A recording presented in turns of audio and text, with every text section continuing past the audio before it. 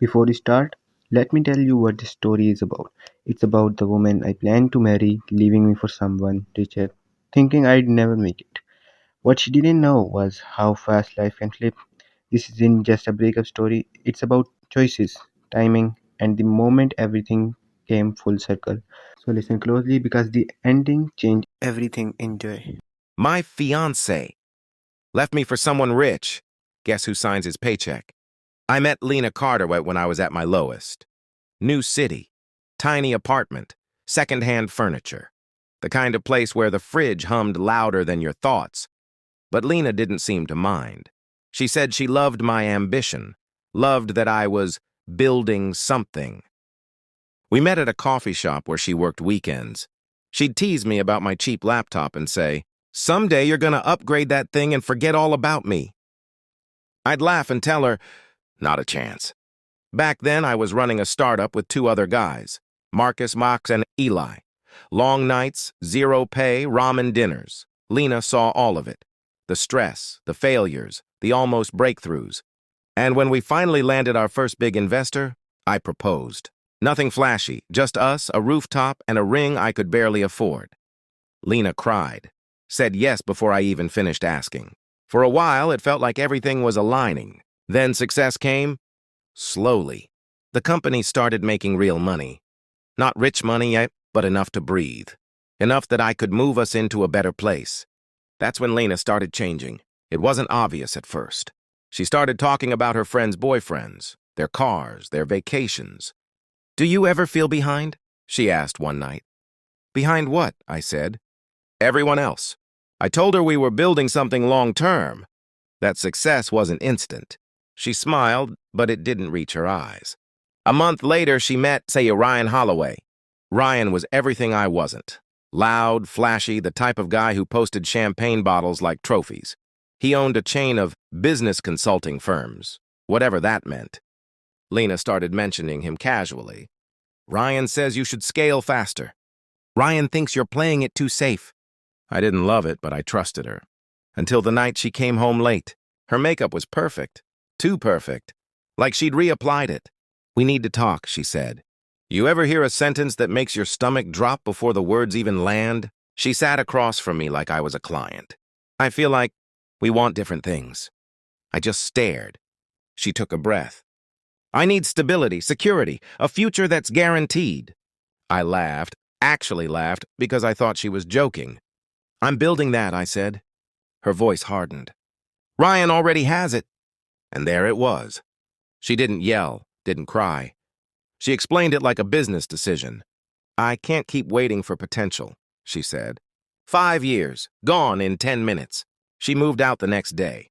Social media did the rest. Trips, fancy dinners, photos of her smiling like she'd upgraded her entire life.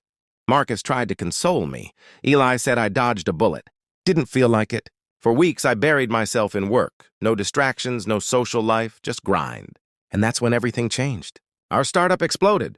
A contract we'd been chasing for months closed overnight, then another. Investors piled in. Within a year, we weren't scraping by anymore. We were dominating. We rebranded, expanded, bought out smaller firms. I became CEO before I even processed how fast it was happening. Money stopped being survival. It became power. One afternoon, Marcus walked into my office holding a file. "You're gonna want to see this." Inside was an acquisition proposal. A mid-tier consulting chain drowning in debt. Mismanaged. Bleeding money. Company name? Holloway Consulting Group. Ryan's company? I blinked. "You serious?" I said. Marcus nodded. "They're desperate. We can buy them for pennies." I leaned back in my chair. Life has a twisted sense of humor. "Do it," I said. The acquisition was quiet. Legal paperwork, board approvals, transfers. Ryan never saw it coming. The day everything finalized, I scheduled an internal meeting with Holloway's executive staff, including Ryan. I didn't tell anyone who'd be leading it. The conference room buzzed when I walked in. Ryan looked confused at first, then pale. Recognition hit him like a truck. I smiled politely. "Good afternoon," I said. "I'm Daniel Hayes, CEO of your new parent company." Silence. Ryan's jaw clenched. Lena, sitting beside him, looked like the air had left her lungs. "Yeah," She worked there now.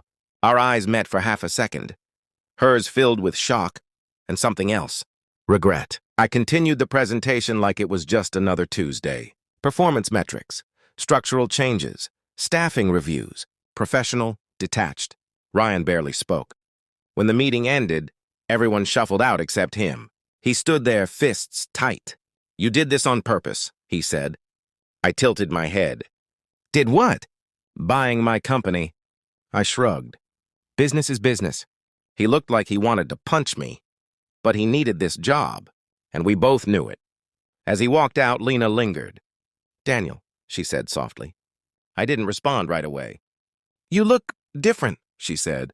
"I am," I replied. She swallowed. "I made a mistake." There it was. Not an apology, a realization. I met her eyes. "You didn't make a mistake," I said calmly. "You made a choice." Her voice cracked. I know what you thought," I interrupted. "You chose what looked safe." Silence stretched between us. "I hope it was worth it," I said. Then I walked out. No yelling, no revenge speech, just closure. Over the next few months, Holloway Consulting stabilized under our leadership. Ryan stayed, barely, but he answered to my board. Every report, every decision, signed by me. I didn't ruin him. Didn't need to. Life already handled the irony. And Lena? She left the company soon after. I heard she moved cities. Started over. Sometimes people ask if I ever thought about getting back together with her. I tell them the truth. The woman I loved believed in potential. The woman who left me believed in shortcuts. And I don't build my future with people who bail when the foundation is still wet. Funny thing is, she wanted someone rich. And in the end, I signed the paycheck. If this hit you, comment what you would have done and subscribe for the next story. Trust me, it gets crazier.